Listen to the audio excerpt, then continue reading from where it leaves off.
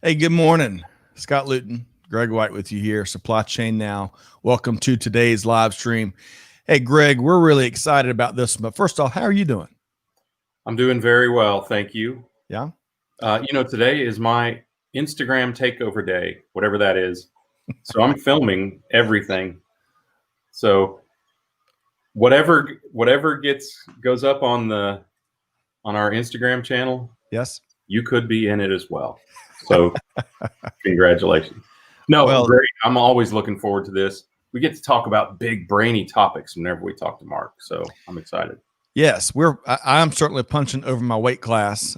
This is a very sharp technology business leader that is driving big things globally with, as we'd like to talk about, one of the largest companies that some folks have never heard of, OpenText.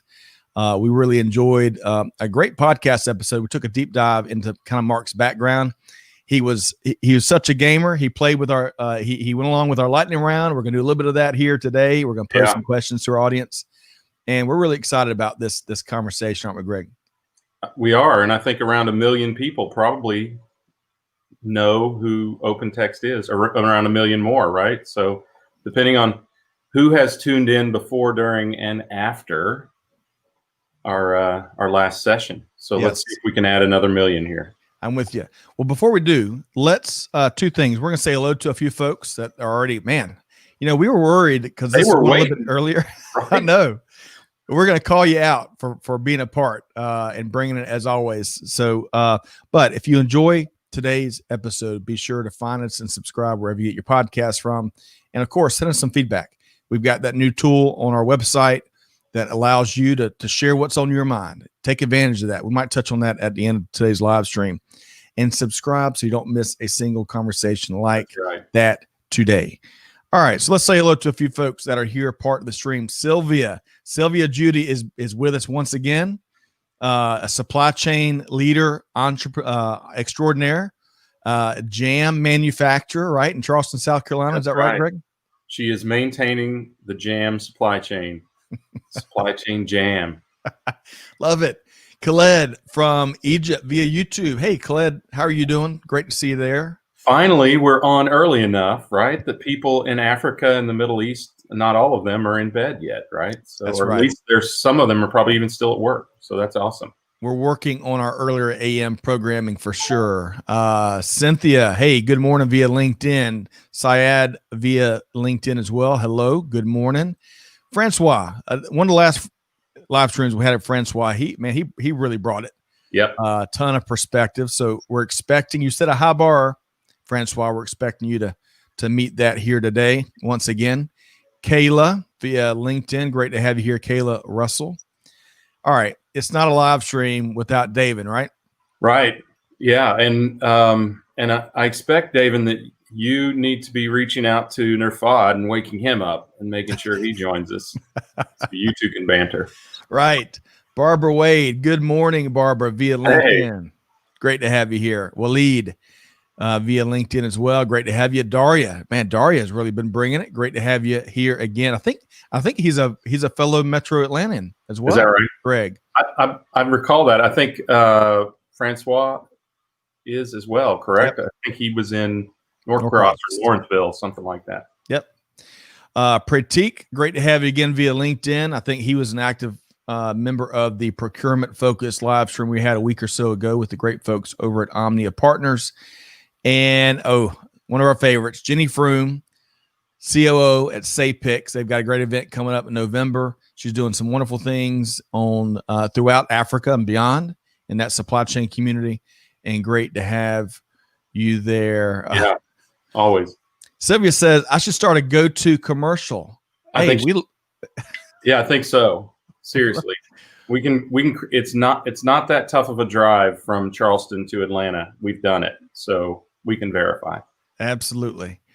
All right. So many folks want to say hello to Adalberto from Brazil. I think I got that right. I apologize if I didn't. That's pretty close. Okay. Thank you, Greg. But tuned in via LinkedIn. Great to have you there. Yeah. Outstanding country. In fact, we've got a show coming up tomorrow where we're going to be talking a lot more about South America, Greg, between your background and Marshall Williams' background. a lot of things international in the episode tomorrow. Okay, and one last hello, Sophia Rivas Herrera, who has an upcoming TEDx. I think it's a few months away. Yeah. But Sophia does wonderful perspective analysis, you name it. And everybody be on your best behavior because she is recording this for posterity. That's right. All right. So thank you all, and even those that we couldn't get to. Thanks so much for joining us here today. You got a great treat coming up with our guest. We want y'all to, as active as you are on the front end, keep it right there because we want to hear your feedback and your input, questions, comments throughout on really disruptive supply chain tech. That's the whole focus here today. We're really focusing in on IoT, AI, and blockchain. And in particular, that's why you're here. In particular, Greg, how Mark and OpenText teams working with companies to leverage all those together at the confluence. If you remember that state when I was prepping for this call, if you remember Three River Stadium, Pittsburgh Pirates, it was at the confluence of three rivers, and I can't name them all, but that's what I thought of as we talked about how they're using these technologies, not one off, but in a consolidated, integrated manner to really help companies thrive during these challenging times. So we're going to dive into that. Are you ready? Yeah, I think we also need to challenge someone from Ohio to, or Pennsylvania. Pennsylvania. Sorry. Yeah, to name those. I know the Monongahela is one. Yes. Right. Well, last I checked, I checked this morning, Pittsburgh is still in Pennsylvania. Maybe that's changed. In you just never know with the constant moving of the planet. That's right. Hey, one more person to say hello to, our friend Mike Darden, who a thought leader in the freight space, the digital freight space for sure. So, Mike, great to have you here. Enjoyed your episode with us a month or two ago. All right, so let's welcome in Mark Morley, Product Marketing Director for Business Network at OpenText. Hey, good morning, Mark. How you doing? Good morning, guys. Thanks for allowing me to be on your show again. Yeah, of course. Of course, it's what time there? It's nearly 3 p.m. in the afternoon. Okay. So we're winding up and you're winding down. I don't know which way I prefer, but you're closer to a cold brew. So exactly. So the dog is finishing out. So Mark, we tackle only the hardest hitting subjects of the day, including the three rivers that the stadium was on. Dog says Allegheny and Monongahela. Was other two rivers. So thank you for saving us there, dog. All right. So Greg, we really enjoyed the episode we had with Mark, episode 449. And I think Amanda and Claire are going to drop those in the comments in case folks weren't able to check that out. We'll take a deep dive into Mark's background and really get to know him, as well as dive deeper on some of his observations in this crazy year that is 2020. Yeah. Today's conversation, though, we're going to focus specifically on those three technologies we mentioned, and specifically what he's seeing, how those in an integrated fashion they're leveraging those. But Greg, we want to kind of throw a question out to the audience before we get started with Mark, right? Yeah. So everyone here is really, really smart, and a lot of people working in varying areas of the supply chain. So I think what we're curious about is who is or has started to experience working with IoT or blockchain, AI, and drop that in the comments, how you're using it. Or maybe even how you see it could be used in your environment, and we'll put that to Mark. Let's see if we can stump the expert here. Absolutely. I say, what a great challenge. But you know, Greg, you're right. Hey, let us know what you're seeing and how you're using it. So drop that in the comments. We'll pose that to Mark. Great way to start, Greg. I love that idea. All right, so Mark, star of the show here. Let's for folks that may have missed that episode 449. Let's refresh their memory in a nutshell of your background. So tell us a little about yourself as we get started here. Okay, so as Scott said, my name is Mark Morley. I currently work for an information management company called OpenText. If I go back 25 years or so to where I started, I worked for a company called Computer Vision, in the product lifecycle management space, so 3D, CAD/CAM, engineering design, where I was a solution consultant. So that really got my techie vibes going, should we say, in terms of wanting to learn more about virtual reality and all those kind of technologies at that time. I then joined, or I decided to leave that company, and I took a part-time MBA over 4 years with a dissertation that sort of focused on the space tourism industry. So an industry that didn't even exist at that time. And I was building a business plan for a company based in the UK called Star Chaser Industries. And that company's still going. However, they've been overtaken, as you've probably seen in the press, with Virgin Galactic and obviously SpaceX. Right. But that really got my interest going for industry-based marketing. So doing the research, understanding the trends, the drivers. And so when I joined my former company, GXS, that was actually taken over by OpenText, I spent 9 years in the industry marketing team, focused on manufacturing, automotive, high tech, basically building messaging solution offerings around the products that we had at that time for those industries. And then roll forward to today in a product marketing role, looking after the product marketing here at Business Network. And I'll elaborate more on what that is in just one moment. But another part of my key role is driving thought leadership. So looking at the technologies that we're about to discuss on this particular program today. So that, in a very short nutshell, is my background. Well, and it's tough given all the experience and leadership roles you've had, and of course the ever-changing environment.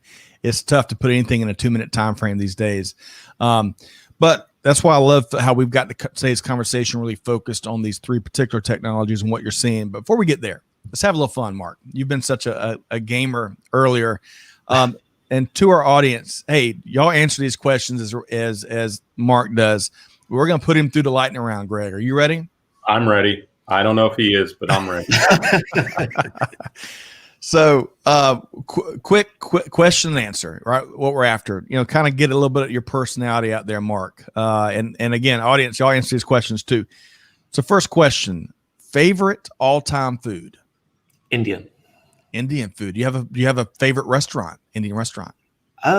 We have a couple where I live here in Reading in the UK that we go to quite frequently, but yeah, Indian is certainly top of mind. And one last question with food: can it ever be hot enough? Do you like really spicy? I don't like really spicy food, so it's more on the mild side, should we say? Okay, fair enough. Favorite sports team? If I look at motorsport, it would be McLaren Formula One team. One of the organizations that I used to work for a year in the racing world, which is quite interesting. So they've set a lot of standards in terms of how I've done things over the recent years. So yeah. How about football? Dare I say Manchester United? Oh. And that probably goes back to when I was at school, where I really like the colors of the kit, the red, black, and white together. That's probably goes back that far. It's been a tough year, hasn't it? But I still support them today. So yeah. Good. So Jenny says we Brits love a curry. David likes Hungarian food. Nerfad talked about Bosnian food, and Cynthia, never hot enough. Cynthia, I'm with you. Kindred spirits there. All right.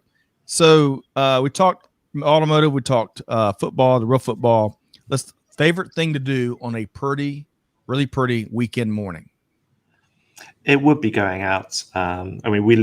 We live near the countryside, and I guess after having a busy week in the office, it's nice to be able to relax, chill out. We've got a huge lake near where we live, so being able to explore that and meet all the other walkers around there as well. So just basically trying to switch off from work, I guess, as most people like to try and do. Yes, unplug a bit. It's so important to figure out when and where you can and how long you can. Exactly. All right. One final question as we finish up the lightning round, and thanks for everyone playing along in the comments. Favorite recent read or source for really outstanding insights, news, and perspective? So the most recent thing that I actually downloaded was last night from Gartner's portal. And I was doing some research around the supply chain towers, control towers. So it's another project that I'm involved with at the moment. So that's the most recent, but I guess the most interesting ebook that I've downloaded, funnily enough, was from Mr. Daniel Stanton around supply chain management for dummies. So you can never stop learning about supply chain. He's got it cut to a T, really, in terms of how he derives the insights and what's going on, what it means for companies. And here at OpenText, we've actually written a few of our own Dummies guides, I guess learning on what Daniel did previously, to sort of align with the solution offerings that we have. Mark, just to prep for all of our conversations, I've had to read 27 copies of various Technology for Dummies books, just to kind of level the playing field with someone as sharp as you. But I digress. I'll send you some, don't worry. I prefer to remain a dummy myself. Hey, Greg, before I turn it over to you, we've got a couple answers as it relates to your question you posed on the front end. Syed says, working on Industry 4.0 concept in Pakistan. And he says virtual reality, very common in that country nowadays. Interesting. And then Francois, always bring him and Syed both. We're building and using a component of AI in our sourcing company to best match importers' RFQs with factories in our network, and using a customer-centric service for a lot of what tech can't do, like developing the product specs with the factories and feedback on samples. Okay, and I think those are only two comments up front. So let's dive in deeper, Greg, into Mark's expertise and thoughts on the subject. And I've got that visual ready whenever you are ready. Yeah, so we have talked in the past with you, Mark, about things like AI and IoT and blockchain, even EDI, and the confluence of all of those technologies in supply chain, but just in general in communication between companies. So give us a few key insights from your studies and your expertise around these technologies. Yeah, so I noticed one of the comments a moment ago was around, I think, virtual reality technology, and I'll probably add that into the mix as well. And the reason being is that when I was doing my master's degree, I was looking at virtual reality technology in the context of engineering visualization. And one area that I looked at a couple of years ago, just as an example, is some of the thought leadership that I've been leading here at the company. Could we use augmented reality or virtual reality for supply chain visualization? Mm-hmm. So imagine, before I get onto those other topics, having a virtual representation of a supply chain laid out on a tabletop. You're using a Microsoft HoloLens. You want to add more suppliers in. You want to add more logistics carriers. You see the documents flowing to and from the customer and the supplier. It allows you to really do that what if type scenario. What if we added more suppliers in China? How's the simulation going to run across the supply chain? So that's an area that I've looked at as well. And I guess I've always been looking at the leading edge technologies, and certainly augmented reality from a supply chain visibility. I guess we're just sort of scraping the surface at the moment. But when we look at the other technologies, so having that digital backbone, that digital foundation in the supply chain is key. If companies are exchanging paper-based transactions across their supply chain, you've got to digitize that information firstly to make it meaningful, to be able to take it into AI and then maybe retain it in a blockchain of some description. So we are all about today helping companies digitize their supply chains. We offer the world's largest value-added network, or VAN, is a common term used in supply chain today, to help digitize over 1 million trading partners around the world. And that's really what we are about within Business Network.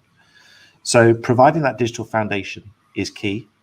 And once you've digitized the supply chain, then we can start to leverage other technologies such as IoT to provide the insights into where is the shipment, where is it in its journey, being able to take that sensor data into AI machine learning to determine from historical information how logistics flows are performing.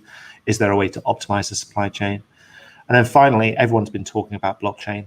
Still a lot of hype around the technology, unfortunately. Mark, what'd you say? What's this new word? Yes. Hype. Let me give you a technical description. It's where you take a big concrete block and you run a chain through it. Yes, there you go. Throw it in the ocean. But Mark, exactly. Real quick to your point, I think when it comes to blockchain, everybody, we've heard that word for years now. And there's a lot of folks that are still, some folks get it and they know how it's being practically leveraged to move the world forward, and it's here to stay. And then Greg, as we've talked about in a number of different past conversations, you've got folks that are still rolling their eyes at times, because they haven't made that connection yet to just how powerful that can be. But we're going to dive into, proof positive with you here today throughout this conversation. Yeah, that'd be great. So do we, I know we've got kind of a table setting visual here. Mark, when do we want to pull that? What point do we want to pull the visual into and kind of lay it? I can talk about that now, and then we'll see what questions, I guess, come out of that. So if you wanted to load it up, I can talk through it. Okay. So essentially, in the research that I've been doing in the thought leadership, there are many organizations out there, analyst firms, that are looking at AI, IoT, and blockchain independently. Now, we certainly believe here at OpenText that it's really the collective benefits of all of those technologies working together is really where companies are going to benefit. Now, we're not saying that companies have to leverage that technology from day one altogether. There is a building block or a stepping stone approach. And the key stage, the first stage, is really digitizing the supply chain. So ensuring transactions and purchase orders and invoices are flowing electronically. The second stage, and if I talk through this slide, at the center of the screen, we have a forklift truck. And that could be moving around a warehouse, could be going through any kind of internal location, shall we say. But in this case, it's a connected Wi-Fi enabled forklift truck. So we have sensors on it that's detected there's a potential problem with the forklift truck. So this is the first area in the center of the screen that we're talking about IoT. How can we collect data from the forklift truck to maybe optimize its runs around a warehouse, for example? What are the average loads that it's been carrying? And the challenge here is making the service center, the technicians, aware that there is a problem. So we're using a predictive maintenance scenario here, whereby the sensor data from the IoT devices on the forklift truck are sent to a service center. So maybe the manufacturer of that forklift truck. That sensor data is then sent to the top, which is an AI and machine learning platform, where we can monitor the pump. How's it operating? What loads has that forklift truck been moving? And also, what are the failure rates of that pump across similar forklift trucks at the top there? And also, has the forklift truck been maintained? So what you see at the top really is the operational information relating to that forklift truck. And the AI machine learning platform in this case is trying to determine, should we repair or replace that pump before it fails? So on the left-hand side, we've got the repair scenario. But of course, the service technician that's going to undertake that repair is an outside contractor. They don't officially have security or privileges to get access to all of the digital information associated with that particular forklift truck. So we have an identity and access management platform that allows them to securely sign in. They can get access to whatever information they need to download to repair that forklift truck. It could be a drawing, a video, an animation of some description. Then they can go about their work.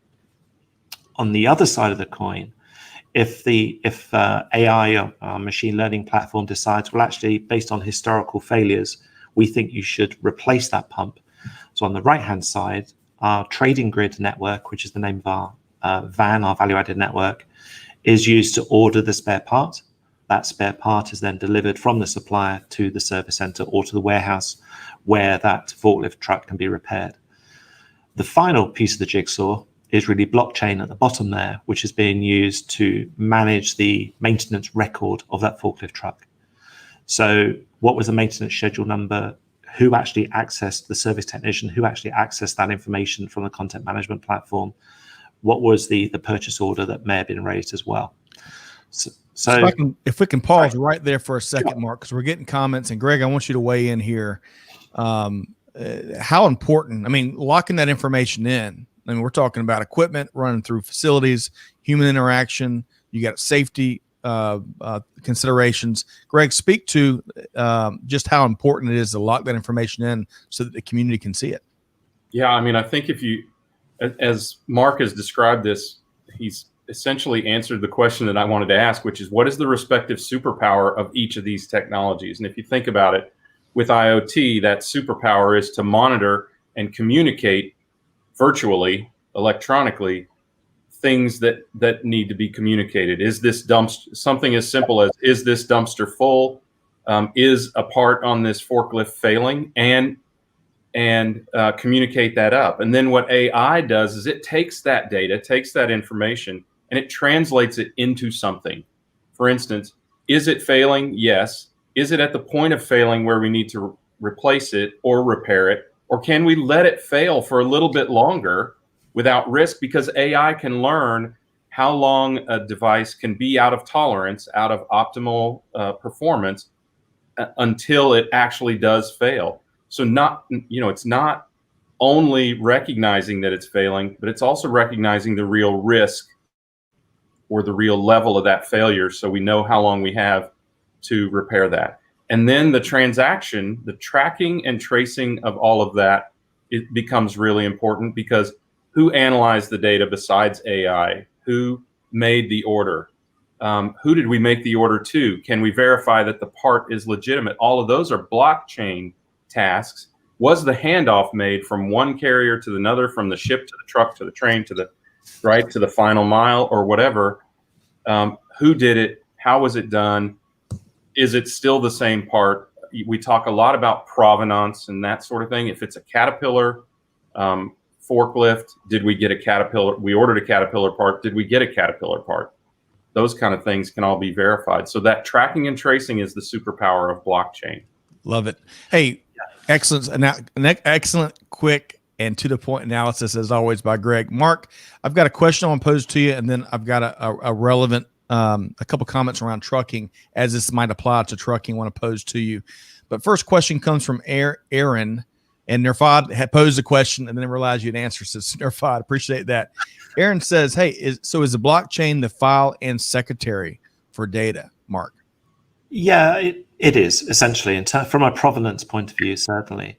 And I think the flow of information that I've described on this particular slide, so you start with the digital network, the transaction-based information, potentially. You need that foundation. The second stage is getting the IoT sensor data about the operational conditions of that connected piece of equipment. That sensor data then feeds into AI. And then based on the outcomes from AI and machine learning, it then can be retained within blockchain. So that's a historical record of that particular capability or that interaction, should we say, with that IoT device. So yeah, I mean, blockchain has been described as an archive.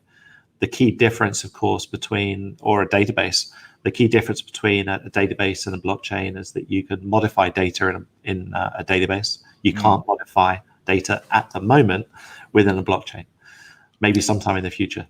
Yeah, and even though they are talking about the ability to modify data in the blockchain, it's a multi-layered blockchain effect wherein it will be noted who modified it and how they modified the data. And so the tracking and tracing continues throughout, correct? And that's an irrefutable record. And Nerfad is in the trucking industry, and I know. Okay, I was gonna say he probably has already been there. I just read the question. Yeah. So, and real quick, just to tee this up a little bit, and it looks like we're all. I love these types of comments, but this comment's gotten Mike Darden's and it's got Davin's attention. But so Nerfad says this would be something useful in the trucking industry to notify truckers or the service tech team if the company is big enough to have one of their own notify that a fuel pump or a fuel filter, engine block, whatever, is needed or advised to be repaired ASAP to avoid catastrophic failure in transit. That is an outstanding comment. And Mark, your quick take. I agree 100% with that comment. And I was chuckling to myself when I was reading the question or the comment there, because one of the areas that we've been looking at, if I park the predictive maintenance scenario for one moment. So we have a capability within our network to take an EDI transaction. We can take information from the advanced ship notice that actually notifies a customer that their goods are being delivered. And we can actually combine that information with real-time sensor data on the truck around the humidity, the temperature, the GPS location. And you basically got one app that combines the transaction data of the purchase order, the shipping information with the IoT sensor data. So you've got this provenance built into the journey of the shipment and being able to retain it in a blockchain as well. So you've heard of various terms associated with provenance, and from farm to fork, etc. And there's many out there. And it is the secretary as the data provenance piece that was described earlier. Well, the specific problem that Nerfad is describing, there's actually a company, Nerfad, in a nearby neighbor of yours who's doing that specific thing in the mining and trucking industry. Because imagine not just a semi, which is obviously mission critical and expensive to repair, but imagine those giant Titan dump trucks on a site having a fuel pump go out. That is literally millions of dollars of lost productivity. So a company called Rhythmic, which is based in Toronto, is doing something like that. I'm sure there are others. That's just one that I know of. And that is an incredibly powerful mechanism. Along, they're using AI, IoT, and blockchain all at the same time as well. So the confluence, we keep using that term, right? The confluence of those three technologies can be used in physical and virtual and data environments. So agreed. That's the real power of those things. I thought you said to keep going back to the word confluence. I thought you were going to say provenance, because that's one of Greg's favorite words of all time. I noticed it's also in the primer video. And to our audience, we've got a really neat 2-minute video that Mark and the team shared with us. And it really, for a non-technologist like me, it really very visually just lays it out of how all these things interact to serve the consumer better. So check that out. And provenance is a big part of that. But Greg, I want to say a hello to a few folks, because we're going to take a little bit a step or two further with Mark on these three key technologies and how they're working together. But I want to say, so Sylvia says her sister, Christina, just completed a project at Content Shift for blind children to have Braille books along with the characters of the books done by 3D printing. She was one of the finalists at the Frankfurter Buchmesse. Yes, Buchmesse, thinking of new ways of leveraging 3D printing. Awesome. Love to hear that, Sylvia. Papa Sotiro, close. I apologize if I butchered that. Hello from Grace. Great to have you here via LinkedIn. And Sophia liked, find her comment real quick, Mark. Sophia liked how you were pointing out the superpower of each of those technologies and then identifying that and then integrating it. I love that. And then one final comment, wanted to put it out there, is Aaron says, diagnostics on the road. What a time saver that would be. Kind of going back to our trucking conversation we had a second ago. Friend Josue could have that. Now, there's no guarantee that it could diagnose every single issue, but Mark, he's basically a very small trucking company. And as you can imagine, a vehicle breakdown for a small trucking company completely hamstrings them. Yes. And Mike, in addition to that, it also would decrease the failed deliveries and recoveries. Yeah. And then one last thing, I promise. We didn't expect such a lively audience here this morning, Mark. You must come with an entourage or something. But Greg's everybody's still awake. That's right. That's good. Nirfad says yes. After provenance, or after Mahomes, provenance is Greg's favorite word, of course, referencing the all-star world-class quarterback of the Chiefs. Okay, so Greg, let's keep driving with IoT next, I believe. Yeah. Now we've talked a lot about these technologies and their superpowers. So tell us a little bit about what we're going to be doing with Bob Slevin and the discussion around IoT in this upcoming webinar. Yeah, so the next part of this program, as you highlighted there, relates to something that we're describing as the connected supply chain. Now, it goes beyond talking about digitizing the supply chain, connecting trading partners and suppliers, etc. It's really building on what I described earlier on in terms of those connected shipments, as probably the best way of describing it. So how can we use the connected supply chain, IoT, to track shipments? If there is disruption in the supply chain, how can we reroute shipments? How can we optimize logistics networks based on the various inputs coming from the IoT platform? So Bob Slevin's webinar is going to cover the connected supply chain. It will go into more detail around our IoT platform and how we can leverage sensor data to make more informative business decisions and hopefully to optimize supply chain operations. And let me just step in for a minute and make sure our audience is connected dots. The next element of this collaboration we're doing with Mark and OpenText is taking a deeper dive in a November webinar on IoT in particular with Mark's colleague, Bob Slevin. And the neat thing is we're all about one clicks. We've got the registration link in the show notes. So, but we're going to talk, Mark, I know we're going to talk a lot more about IoT on today's live stream as well. Yep. No, sure. Yep. All right. So let's keep driving there. So shed a little more light on what you're seeing in terms of IoT, and of course the common theme here is how it's partnering with those other technologies to move everybody forward.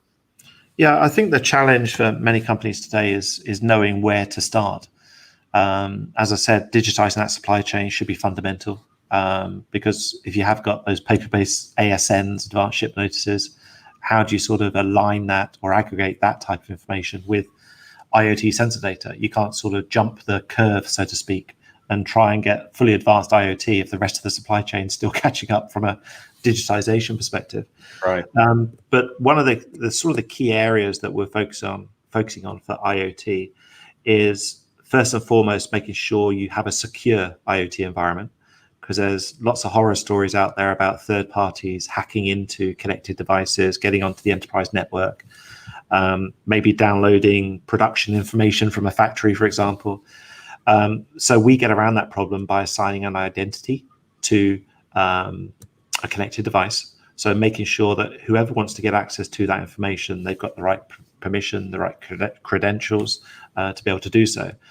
So we sort of lead with an identity-driven IoT platform to help secure those connected devices and those connected shipments. That's the first stage. And I'll pause there for a second because I know Greg's itching to ask a question.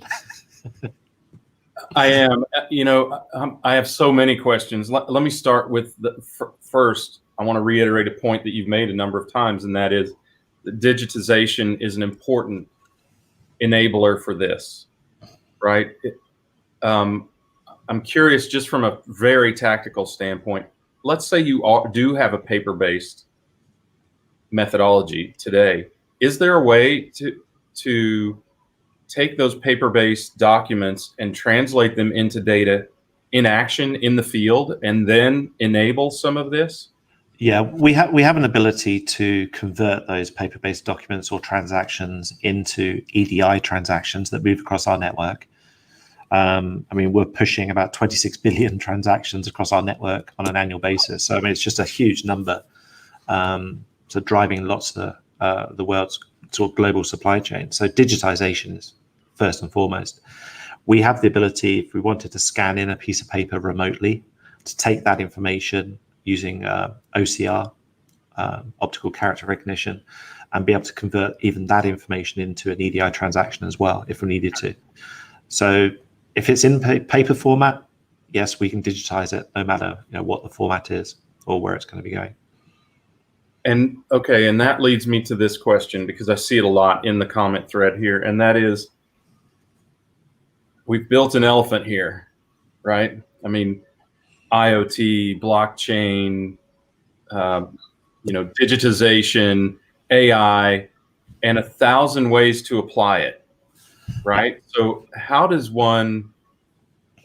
have you seen companies or be really successful at eating that elephant one bite at a time? How do you prioritize where to start? Yeah, so I think if you think of the flow, how I described on that diagram earlier on, where you start with this digital supply chain, you've got IoT overlaid on top of that to give you the extra visibility, the extra insights that you may need with the sensors connected to the shipments. Once you have those insights and you've got the sensor data coming in, then you can feed that into AI. And then if you want to retain your favorite word around provenance, then we can put that into a blockchain. So there is like a stepping stone approach. You don't have to eat the elephant all at the same time. Yep. I doubt if many companies have got all of those skills in-house straight away to be able to achieve that anyway. So I think taking that stepping stone approach, test it, proof of concept, especially around the IoT piece, because you need those hardware engineers as well as the enterprise architects to take those data feeds into an AI or machine learning platform. And then blockchain itself, how do you get the expertise there that you may need? So there's a number of providers that offer those capabilities today. So, Greg and Mark, we've got some questions from the audience, and Sure. they're related. They may be right field, left field, center field to what we're talking about, but it's all in the same stadium. We're going to continue that Three River Stadium approach here. So, Nairobi says, understanding how to apply each technology in your processes to get the visibility we need is key to harness them efficiently. But I do have a question. Do you guys recommend to combine them to get a more powerful insight, or to identify which one is the most effective one to our purpose and juice it up? I like that phrase, Nairobi. Yeah, I would say probably the most popular technology out of the three that we're talking about today, and the ones that people can probably relate to and understand, is the IoT piece. Because that's been around, if you think of the three technologies, that's probably been around the longest in terms of time. The AI and machine learning, yes, you need rocket scientists or data engineers to be able to interpret that data. That's going to be a challenge, let alone understanding blockchain on the far end of that. So I would probably start with IoT first. It's the easiest one to set up in terms of sensors and fitting those to shipments. But then you have to decide, how would you want to use that information? There's a lot of valuable data there. How do you want to interpret it? And that's where the next step comes in with AI and machine learning. So I like the term around juicing up. I think that's exactly what we're trying to do with those technologies. So next question, and Mark, we were talking about EDI before we came on. This comes from Mike Darden. Where do you stand on the standards bodies and the work to normalize the data points beyond what EDI was initially built for? Yeah, so EDI technology, believe it or not, has been around since the late 1960s. And there's been a lot of challenges over the years about whether XML technology was going to replace it in 2000. And now some people are saying that blockchain is going to replace it. But EDI technology itself is certainly in the DNA of nearly every supply chain worldwide. It's not going to be replaced anytime soon. And that's been driven by the standards bodies, AIAG that we talked about earlier on for the automotive sector, GS1 in retail and consumer goods. Now, what we need as sort of equivalent standards bodies for AI, and also especially for blockchain. Agreed. Because we're right at the beginning of that curve now in the blockchain journey. How do we derive standards? I know GS1 has been front and center, leading the standardization there for how companies can use blockchain. And I think that's going to be the biggest development area now, because without those standards, we're not going to see the adoption curve accelerate really quickly. Yeah, great point. I was at an event a couple of years ago where there was one group working hard to establish standards for the blockchain industry. And I love, to your point, Mark, we need that, right? I'd like to see it taken a step further, kind of like what we've seen with supply chain certifications, because inevitably already you've got thousands of consultants to help companies work their way through the technologies. But how do you know they know what they're talking about? Have got the experience, have proven it in a objective manner.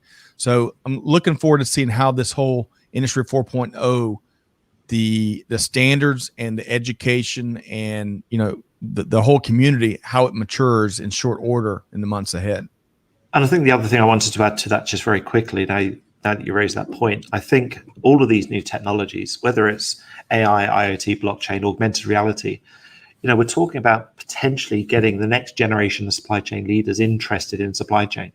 We know supply chain as a form, as a technology, has been around for many, many years. EDI, as I said, has been around 50 years.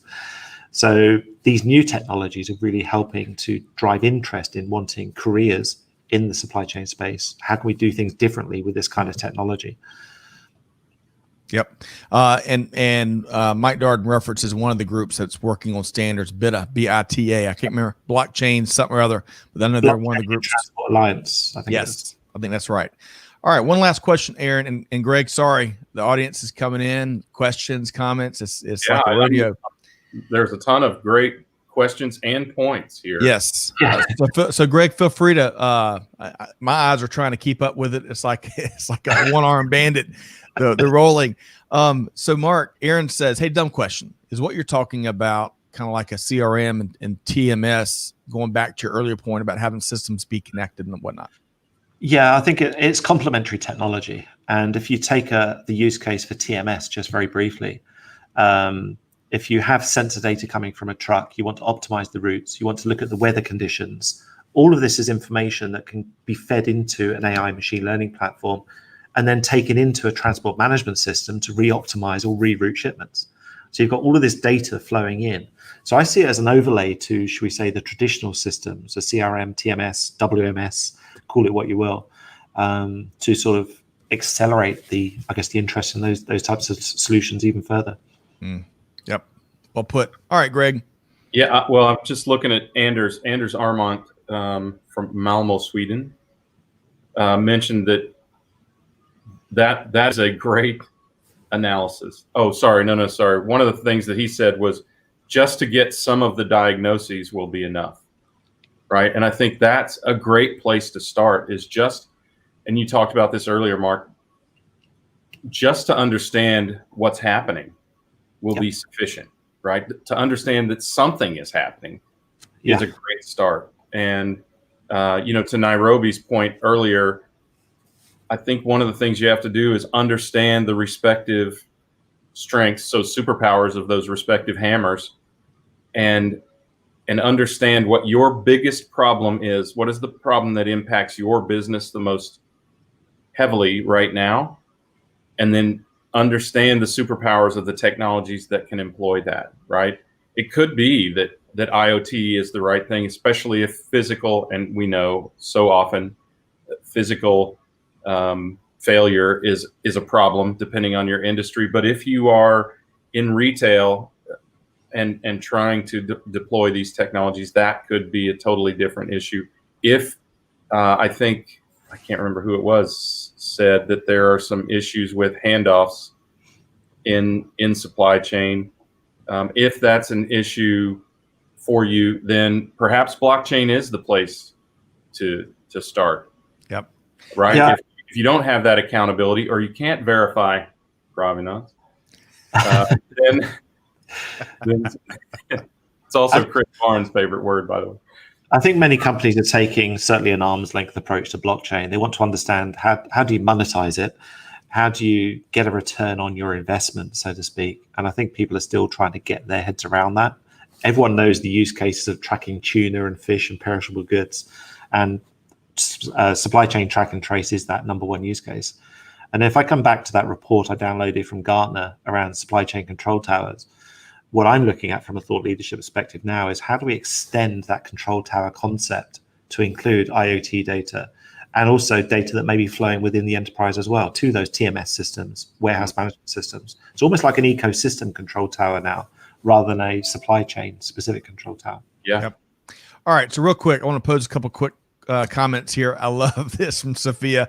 Bite small, chew fast. I can see an image in my mind. We're gonna have to come up with a graphic of that. Sophia, Tim, was it Tim Judge who introduced us to that? I think you might be right. I think you may be right. Yeah. Jenny says, Aaron, there is no dumb question. That's right. I was reading her comment, and I should have said the same thing, because I agree with you, Jenny. And Aaron, keep the questions coming.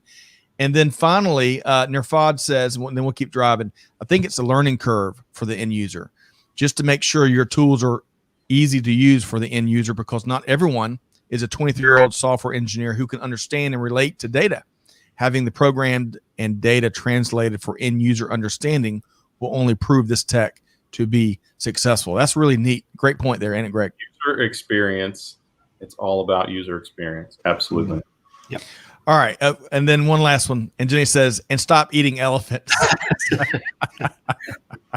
All right. So Jenny, Mark, South Africa, Mark, so she's hypersensitive to that. So yes.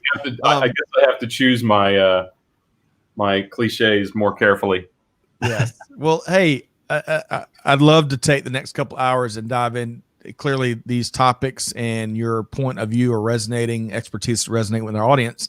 But as we start to wrap up here, Mark, I want to make sure we get to some of the key points that we were wanted to communicate here today. So let's make sure what else, when it comes to IoT and AI and blockchain, what else would be helpful for our audience to know? I think it is a case of trying to understand the bigger picture. I mean, I hate to refer to the elephant again, but that's the end goal, trying to meet that elephant-sized project. But I think, as I said, start small, think big is the ideal way to go. but don't forget to digitize the supply chain first, because without that, you're not going to be able to enable all those other capabilities that you want to embrace as part of a project. Yep. Greg? Yeah. The baseline for this is to digitize, and it's not to be completely digitized. You can do what you can do, right? If you what is it, the statement, perfection is the enemy of the good. if you can digitize, or you have digitized some aspect of your business, leverage that. What that will do in any case is it will give you a good business case for why to digitize the other aspects of your business, because you can see the success and the leverage in improving the business in what has been digitized. And it makes it an easier sell, either upstream or downstream, whether you're an applier of that technology or an advocate of that technology in the C-suite or on the ground. It makes it easier for the enterprise to recognize the value. So well get put. started. Yeah, as well my put. great uncle used to say, do something if you do it wrong. So going back to what we were talking about a second ago, David says user training sorry guys, I got some four-legged creatures in the studio. User training program. You told people that they are in the studio. Now we can verify it. That's right. And clearly Dexter is very passionate about Industry 4.0. Do something. So David says user training programs are paramount. Too often they are an add-on instead of an inclusive in price that affects the buy-in by the end users. Let's speak to that a minute, because in this age of companies are applying a wide array of technologies, including the three big ones we focus on here today. And in some cases, we've all seen it. We've all probably been a part of some of these initiatives. Training and the onboarding of the technology can oftentimes be an afterthought, and it really stymies the progress and the learning curve and the overall success of the whether it's a project or a transformation. Mark, speak to that a bit. Yeah, I think certainly raised a good point there, and I think it's not just about training of the software or the solutions, whatever that may be, but also training or awareness in how to apply the technology to the use case or the business problem at hand. So it's having that supply chain knowledge, I think, is certainly key. Not just having an understanding of how the technology works, because without understanding the supply chain processes to apply the technology to, you're not going to be successful. So I think it's two sides of the coin in that particular case. Yeah, well put. I mean, in the end, people deploy technology, or the technology is deployed for people's use, right? Yeah. So, and in this day and age, people have very little tolerance for even complex training, right? I mean, we just want stuff to work these days. We want somebody to hand us an app and for it to work. And I think that a lot of large technology companies are responding to that. When you see big companies like OpenText delivering solutions that can be trained intuitively, that's when you know you've really reached the apex, right? Yep. And that recognition is really critical. Yep. So Larry Klein, right here in the state of Georgia, says, it's like I tell my boss, you want the Ferrari that might get there, or the Ford will always show. But hey, if that McLaren team is behind that Ferrari, Mark, it's going to get there. It's going to get there fast, right? All right. So let's make sure our audience, this hour has gone by way too fast. Really appreciate everybody's comments. Y'all stick around just for a second. Do check out the show notes. We've got the webinar that we're doing with Bob Slevin, Mark's colleague. That'll be a deeper dive on IoT. We've got that great 2-minute video that I've enjoyed. I'm going to share that with my kids, by the way. Mark, get them up to speed at an early age. So, Mark, how can folks connect with you and some of the cool things you're doing at OpenText? Yeah, so I'm fairly active on LinkedIn. So if anyone wants to connect with me, I'm more than happy to. And I've also been an avid user of Twitter as well. And I use it mainly for thought leadership. Anything I find interesting in the market around supply chain, I share on my own Twitter feed. So it's at Mark Morley on Twitter. I guess because I've been around so long on Twitter, from 2008, I got one of the original names, which was quite nice. Wow. Do you have a blue check mark? Sorry? Do you have a blue check mark next to your name? No, I haven't. I don't think.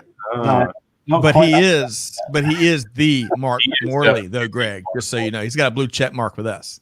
So, well, Mark, always a pleasure. Again, I think I've said this 1,000 times, but let's beat that dead horse, because I believe I really is a genuine sentiment. You bring this highfalutin technology down to where folks can understand it. And that is so important in this day and age where we're moving so fast. And so many folks don't have, myself included, the really strong tech engineering background to understand and connect the dots and move forward. So I really appreciate your approach in that regard, Mark. That's okay. No, thank you. All right.